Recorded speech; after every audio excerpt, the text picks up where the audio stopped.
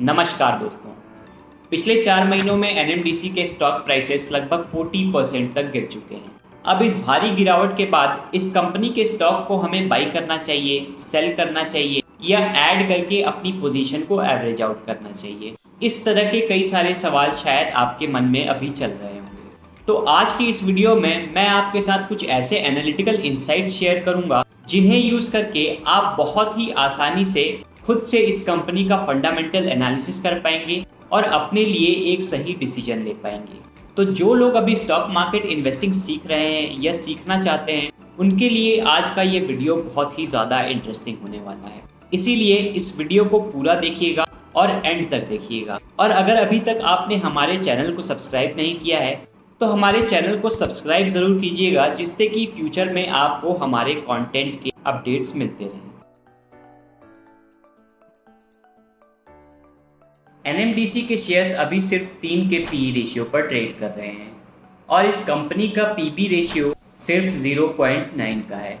मतलब आने वाले समय में मार्केट इस कंपनी से बहुत ही खराब परफॉर्मेंस एक्सपेक्ट कर रहा है। चलिए अब एनएमडीसी के बिजनेस के बारे में बात करते हैं, ये फिगर आउट करने के लिए कि मार्केट अभी इस कंपनी को लेकर के इतना बेरिश क्यों है। एनएमडीसी एक माइनिंग कंपनी है जो कि आयरन ओर्स माइन करती है और फिर इन आयरन ओर्स को मार्केट में सेल करती है। इस कंपनी के रेवेन्यूज और प्रॉफिटेबिलिटी दोनों ही आयरन ओर के प्राइसेस पर डिपेंड करते हैं। अगर आयरन ओर के प्राइसेस हाई होंगे तो कंपनी के रेवेन्यूज भी अच्छे होंगे और इनके मार्जिन्स भी अच्छे होंगे। वहीं दूसरी तरफ अगर आयरन ओर के प्राइसेस डिक्लाइन होने लग जाते हैं तो कंपनी के रेवेन्यूज और मार्जिन्स भी डिक्लाइन होने लग जाते हैं। 2021 से मार्च 2022 तक आयरन ओर के प्राइसेस बहुत ज़्यादा बढ़ गए थे।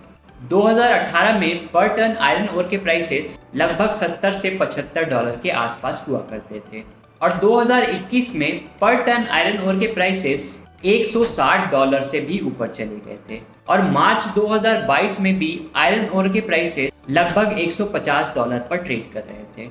पर अप्रैल के बाद से आयरन ओर के प्राइसेस बहुत तेजी से डिक्लाइन होने लगे और अभी जुलाई 2022 में आयरन ओर्स लगभग $100 के आसपास ट्रेड कर रहे हैं। इसके अलावा गवर्नमेंट ने आयरन ओर्स पर 50% की एक्सपोर्ट ड्यूटी इम्पोज कर दी है।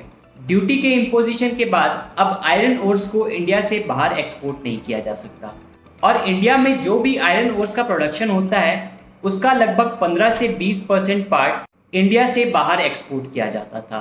तो अब अगर ये एक्सपोर्ट का चैनल बंद हो गया है तो इंडिया में आयरन ओर की सप्लाई बढ़ जाएगी और डिमांड तो उतनी ही रहेगी जितनी की वो पहले थी। तो अगर किसी भी कमोडिटी की सप्लाई बढ़ जाती है और डिमांड कांस्टेंट रहती है तो उसके प्राइसेस ऑटोमेटिकली ही डिक्लाइन हो जाते हैं।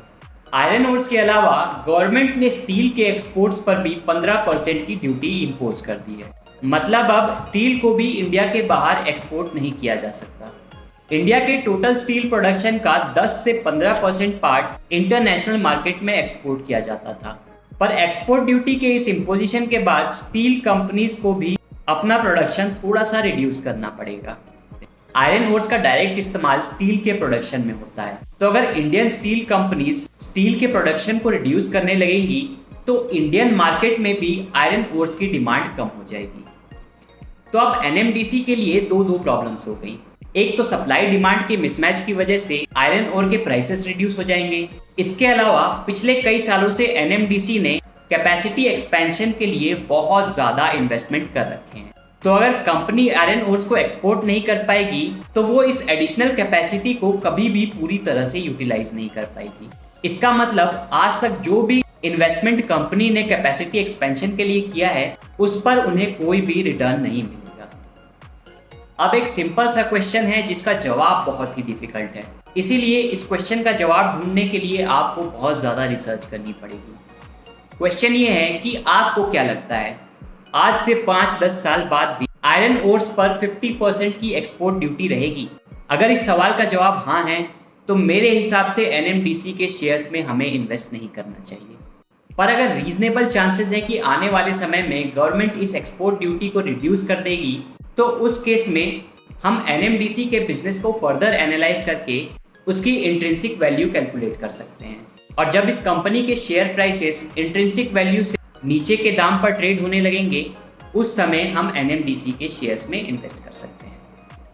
एनएमडीसी की इंट्रिंसिक वैल्यू निकालने के लिए हमें इनकी आज से 10 साल बाद की अर्निंग्स एस्टिमेट करनी पड़ेगी। 10 साल बाद की अर्निंग्स को एस्टिमेट करने के लिए हमें टोटल 3 पैरामीटर्स की जरूरत पड़ेगी। सबसे पहले तो हमें ये फिगर आउट करना पड़ेगा कि आज से 10 साल बाद कंपनी की प्रोडक्शन कैपेसिटी कितनी होगी।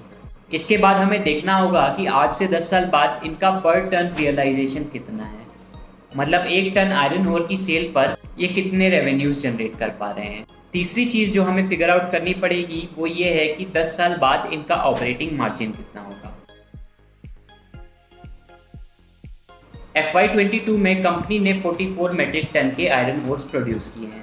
आने वाले सालों में कंपनी का टारगेट ये है कि वो अपनी प्रोडक्शन कैपेसिटी को 100 मेट्रिक टन तक ले जाना चाहती है।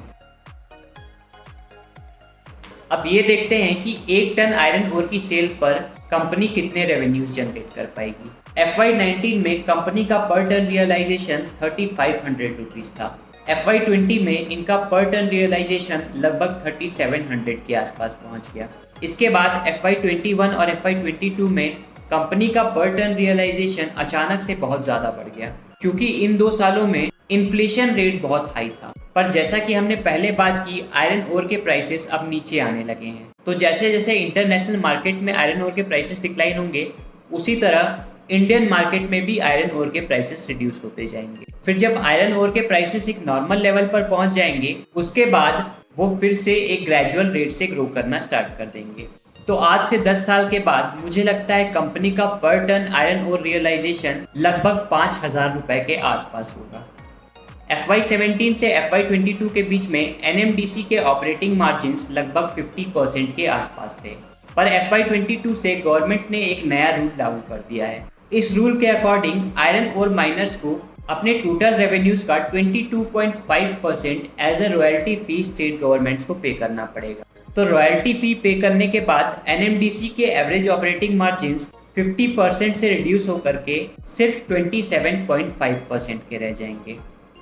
इन अजम्पशंस के साथ आज से 10 साल बाद कंपनी के नेट प्रॉफिट्स लगभग 5800 करोड़ के आसपास होने चाहिए। अगर ये मान के चलें कि आज से 10 साल बाद कंपनी का PE रेशियो 10 का होगा, तो बेयर केस सिनेरियो में कंपनी का मार्केट कैपिटलाइजेशन लगभग 59,000 करोड़ के आसपास हो जाएगा। इसी तरह से आप चाहें तो कंपनी का बेस केस और बुल केस सिनेरियो भी निकाल सकते हैं। बेस केस सिनेरियो में मैंने अज्यूम कर रखा है कि कंपनी की प्रोडक्शन कैपेसिटी 80 मेट्रिक टन की होगी, और बुल केस में मैंने ये अज्यूम किया है कि कंपनी की प्रोडक्शन कैपेसिटी 100 मेट्रिक टन की होगी।